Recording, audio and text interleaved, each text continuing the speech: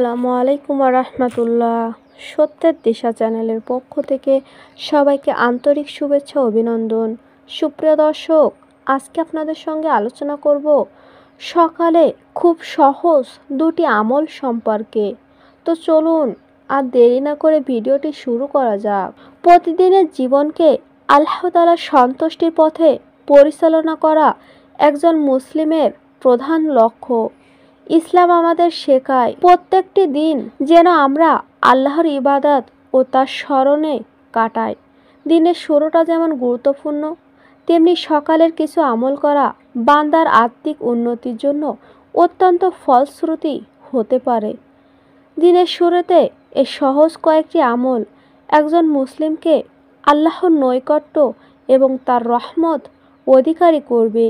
আমাদের সকলের উচিত এই সুন্নত অনুসরণ করে প্রতিদিনের জীবনে আল্লাহর সন্তুষ্টি অর্জন করার চেষ্টা করা।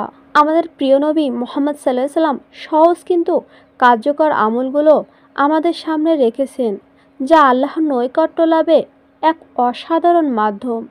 আজ আমরা দুটি সহজ কিন্তু গুরুত্বপূর্ণ আমল সম্পর্কে জানব, যা সকালে উঠে করতে পারলে দিনটি আল্লাহর রহমত ও বরকতে ভরপুর হয়ে উঠবে। হযরত আবু হুরায়রা রাদিয়াল্লাহু বর্ণনা করেন, আল্লাহ রাসূল সাল্লাল্লাহু আলাইহি ওয়াসাল্লাম বলেন, যে ব্যক্তি সকালে 100 বার ও সন্ধ্যায় 100 বার সুবহানাল্লাহি ওয়া বিহামদিহি পড়বে, কিয়ামতের দিন তার চেয়ে উৎকৃষ্ট কিছু কেউ নিয়ে আসতে পারবে না। তবে সে ব্যক্তি ছাড়া যে তার মতো বলবে তার চেয়ে বেশি আমল করবে। মুসলিম হাদিস 2692। সুবহানাল্লাহি ওয়া বিহামদিহি অর্থাৎ আমি আল্লাহর প্রশংসা সহ পবিত্রতা ও মহামহিমা ঘোষণা করছি। সুপ্রিয় দর্শক, এই আমলটি সকাল সন্ধ্যা 100 বার করে পড়লে আল্লাহর কাছে নৈকট্য লাভের সুবিধা পেতে পারি। হযরত আবু হুরায়রা রাদিয়াল্লাহু বর্ণনা করেন, এক লোক নবীজি সাল্লাল্লাহু আলাইহি ওয়াসাল্লামের কাছে এসে বলল, হে আল্লাহর রাসূল, গত রাতে আমাকে একটা বিছু কামড় দেয়, কি কষ্টটা নাই পেয়েছি। তিনি বললেন, তুমি যদি সকাল সন্ধ্যা বলতে আউযু বিল্লাহি কালিমাতিল্লাহি তাম্মাতি মিন শাররি মা খলাকা, অর্থাৎ আল্লাহ পরিপূর্ণ কালেমা সমূহের ওসিলায় আমি তার নিকট তার সৃষ্টি ক্ষতি থেকে আশ্রয় চাই, তাহলে তোমার কোনো ক্ষতি হতো না। মুসলিম হাদিস 2709। দোয়াটি আরও একবার জেনে নিই।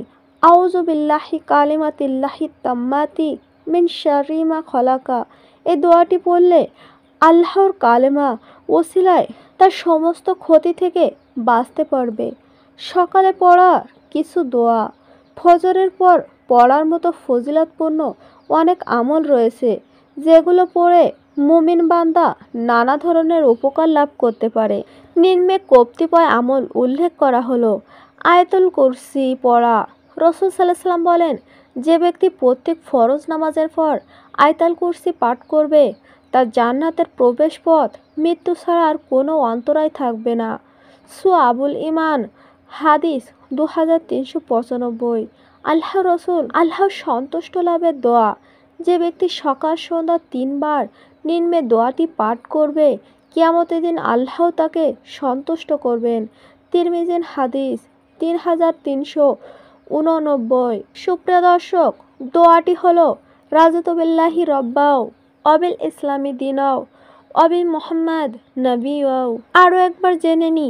রাদিতু বিল্লাহি রব্বাও অবিল ইসলামি দিনাও অবি মুহাম্মদ নবিয়াও, অর্থাৎ আমি আল্লাহকে রব হিসাবে, ইসলামকে দিন হিসাবে ও মুহাম্মদ সাল্লাল্লাহু আলাইহি ওয়াসাল্লামকে নবী হিসাবে পেয়ে সন্তুষ্ট।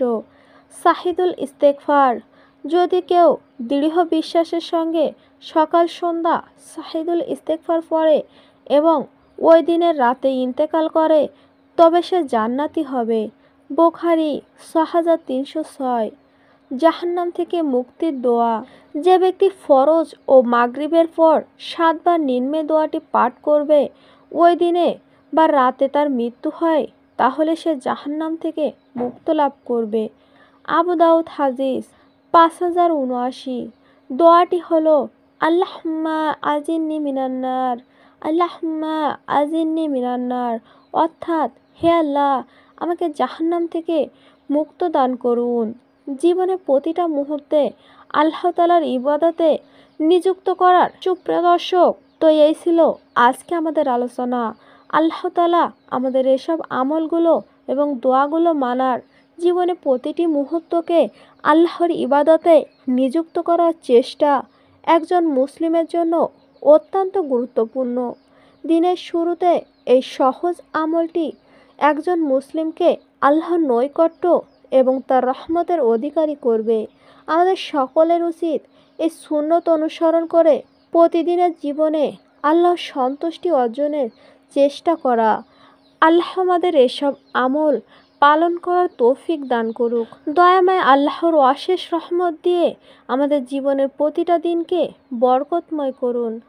আমিন।